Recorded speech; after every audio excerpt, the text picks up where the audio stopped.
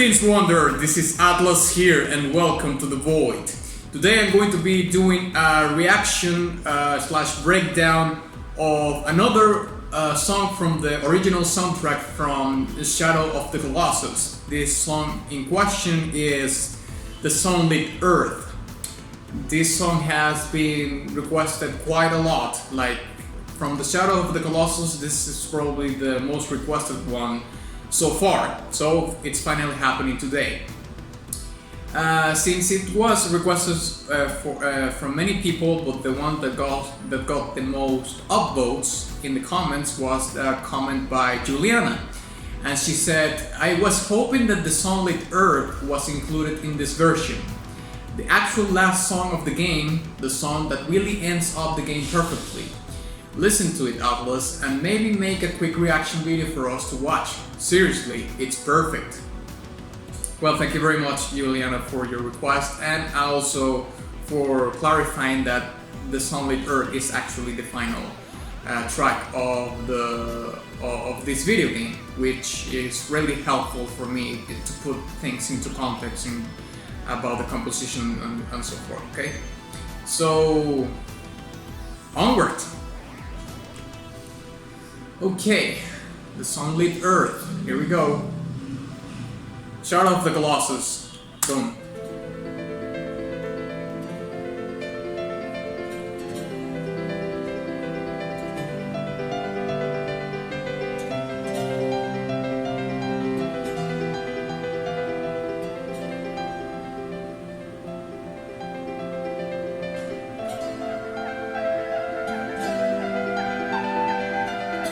It's quite stripped down.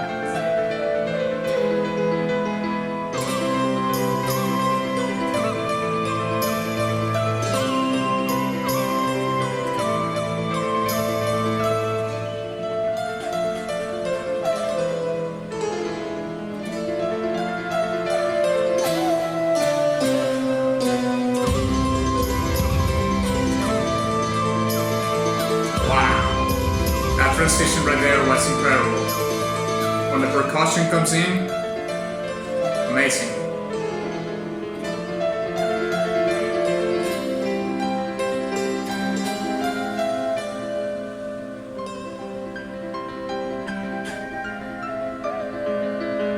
So beautiful. That chord right there was amazing.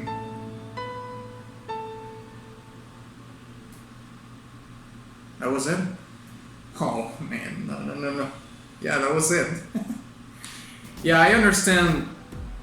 This is, I mean, the way, you know what? I'm going to leave that for the breakdown, so let's just go straight to the breakdown of the song, okay?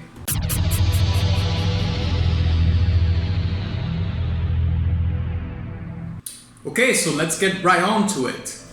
The first thing I want to talk about is what I envision listening to this, because this particular track, although it is very short, and I'm going to tell you why it is very short later, tells me a very or painted me a very clear picture of something that is happening. So first of all, the track is composed in a way that very much describes a conclusion to something, there's another term, resolution. That's the other term I was looking for in my head, resolution. So of course, since this is the ending track of the end game, it's only natural that it is composed this way. Also, although I haven't played this game yet, I've seen some video footage on YouTube of people playing it and so forth, and I can see that it has many landscapes in which they are very open, in which you can see that it has like open fields and so forth, and it makes sense because I got to see like a boss battle. I don't know if that was like the end boss battle, like the boss battle at the end. In which you fight this giant colossus, and it's a very wide open area, which makes sense because that from a gameplay perspective, you need space in order to accommodate not only this giant, but also ways to approach and approach the threat of what the boss implies it by itself in the sense that it's so big. So the picture that this particular track painted for me was that you at the end you finish the game and you can see your character, the hero of the story, maybe galloping on a I don't know, on an open land full of well, not flowers, but maybe like very green grass, and it's something very beautiful. And then maybe the sun is setting down, almost going to the night, like it's the ending of the game, and could be represented by the sun going down and then going into the night. That's the kind of picture that this particular track painted for me in my head. Of course, this doesn't mean that it is in the game, of course, but it certainly evoked that feeling for me since I haven't played it yet. Another thing that I realized is that the track is very stripped down. But before I get into that, let me explain why this particular track is so short. And I did explain this in my the first Final Fantasy 7 video that I made, which I'm going to be leaving right here in this card in case you want to check that out. It's quite an old video, but it has a lot of the things that I explain in these videos. It is that these kind of tracks are kept very short because they are meant to loop, okay? So maybe this particular track is played at the end of the game, but also in the credits.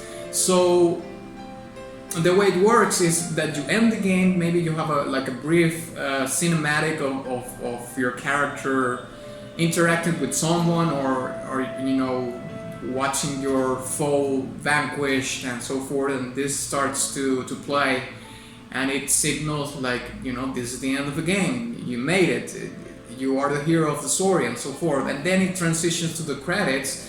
But remember that the song has to keep going. So a very intelligent things that composers do is that you make a short track that has to be very full and very rich and very interesting, and loop it all over again, loop it.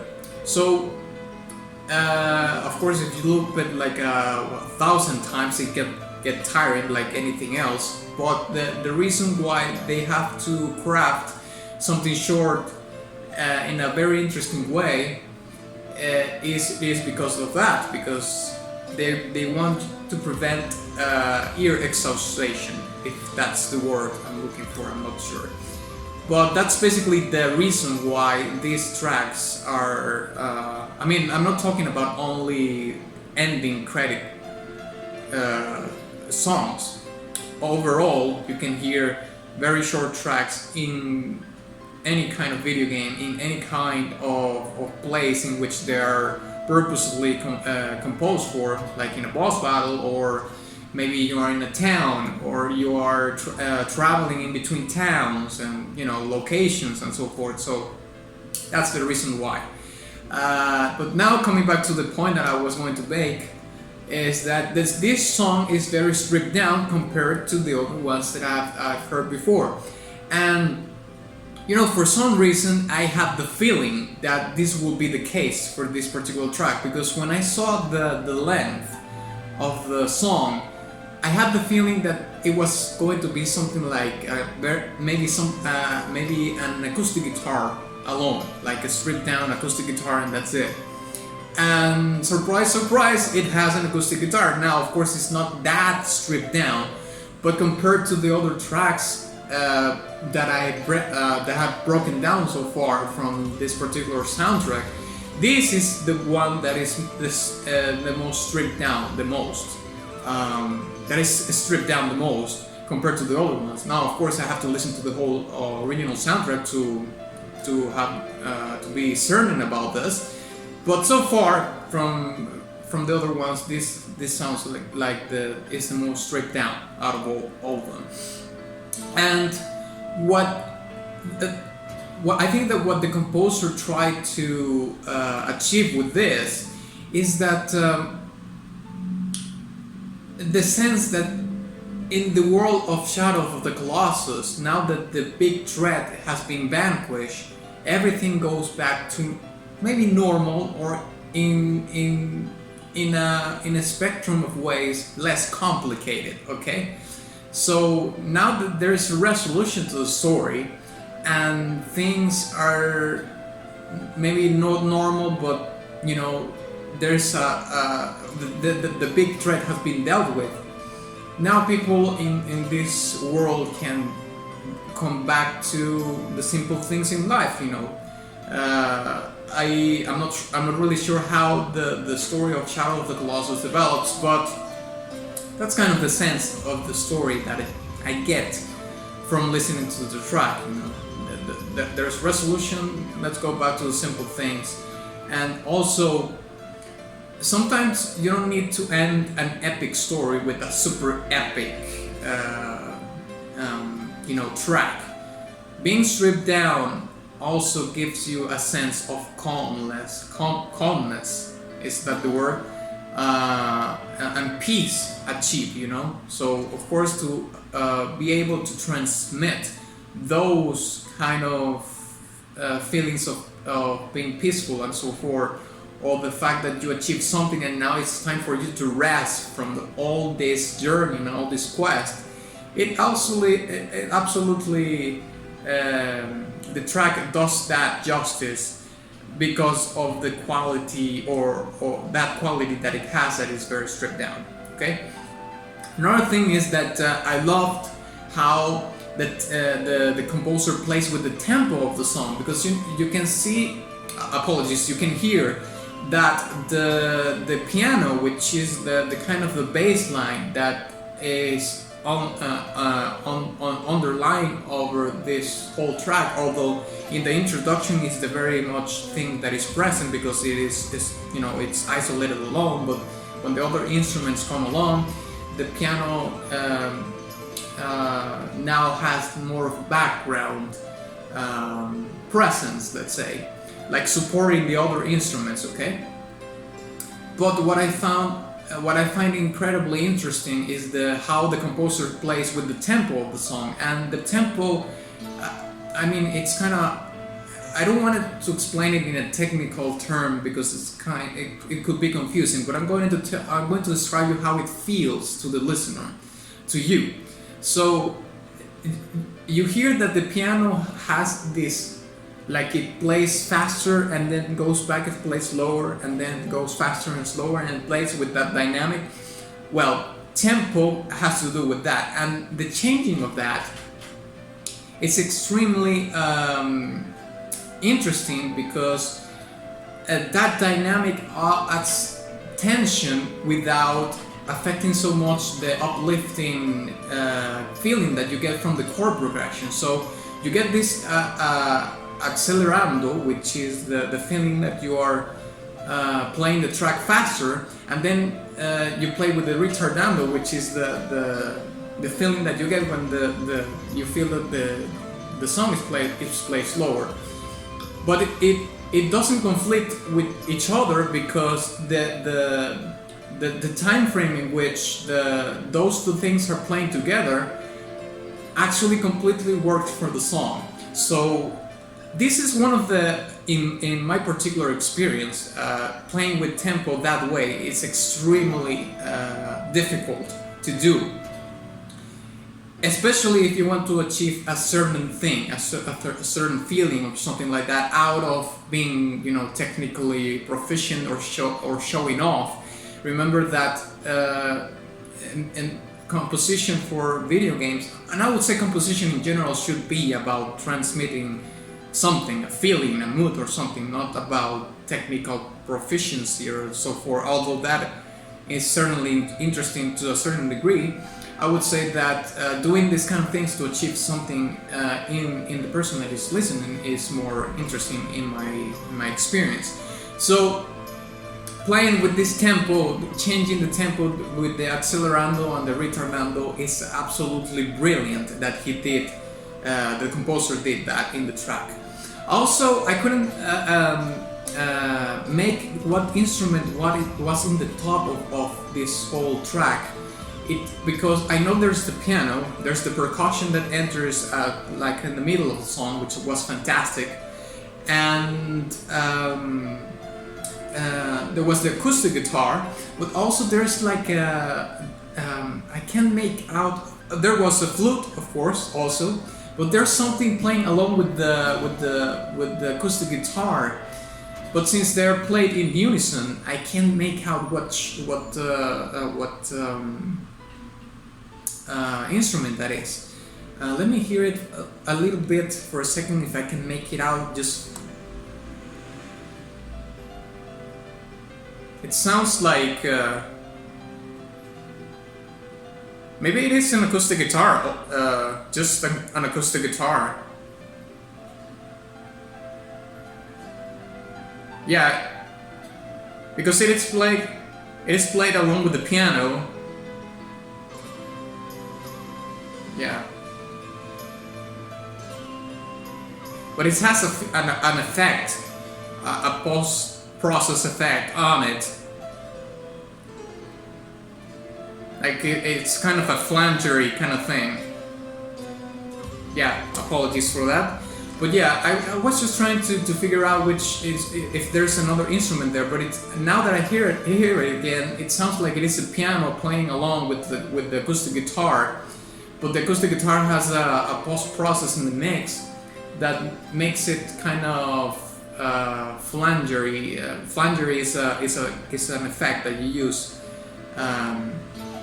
that makes each instruments kind of sound like it has a kind of a vibrato kind of dynamic on it. But it's not a vibrato that is played organically, but by a process, an effect added on the instrument. So yeah, maybe it is just the piano and the acoustic guitar and the flute and of course the percussion. But if you know if it is in fact a separate instrument, let me know in the comments, please. And speaking of which, I really like how he composed this, because it also plays into my own narcissism, because I also like to compose music like this, in which it's kind of an incremental amount of instruments that are being incorporated in the track.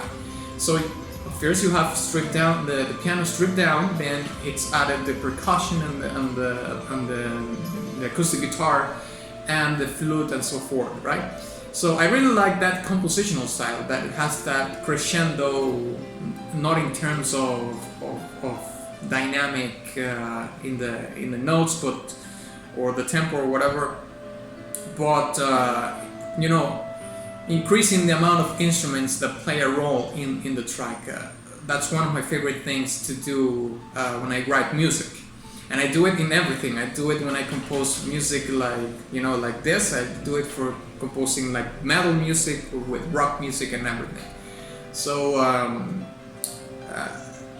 I just see myself reflected in the way he composed this track in that regard. Because this, like I said before, the tempo thing, I haven't been able to do something like that I would say, okay, this kind of evokes what I want the track to say. This goes way beyond my writing skills for sure, but certainly something that I want to achieve someday. So most interesting part of the track, I would say, the tempo thing, the accelerando and the retardando. The accelerando and retardando are the most interesting parts of this composition, in the composition of this track. Really liked the chord progression in the track, in the piano. I absolutely love how the piano takes the forefront of the track at the beginning because it's isolated, but then goes in a, you know, it becomes a supporting instrument afterwards because there's instruments on top of it. And there are some incredible chord progressions, and there's a chord in particular that the piano does that it describes the resolution of this track so well, and also I would say translates the ending of the game. Although I haven't played it, I'm pretty sure that it translates that resolution thing going on. Okay, so I think I'm gonna give this track a diamond badge. It's brilliant. Of course, the only thing that is kind of lacking is the length, but there's a purpose for that. And like I was mentioning before, that what makes this track brilliant is that tempo thing. And you know what? I'm going to recommend you to listen to a track from Cult of Luna. It's a post-metal band. I can't remember the name of the track, but I'm going to leave it in the description in case you want to hear something interesting related to the tempo, in which the band starts playing the song progressively faster and faster and faster. But the amount of time that they take from the time they start playing it faster to the ending point where it's the fastest it's going to get, it's so long that you have to be an insane musician to be able to keep with the rhythm and the pacing on how it increases the tempo of the song. So I'm gonna leave that track in the description because I can't remember the name of the track right now. But just in case you want to, you know, invest a little bit more time in researching and kind of listening interesting things about tempo and so forth, I'm gonna leave that track in the description, okay? So thank you very much for watching this video. If you enjoyed it, please give it a like and share it with your friend. Also, please don't forget to visit my Subscribe Star and my Teespring shop, where you can get a very cool t-shirt with my own original design, Arrow and Corruption. And of course, ex nihilo nihil fit.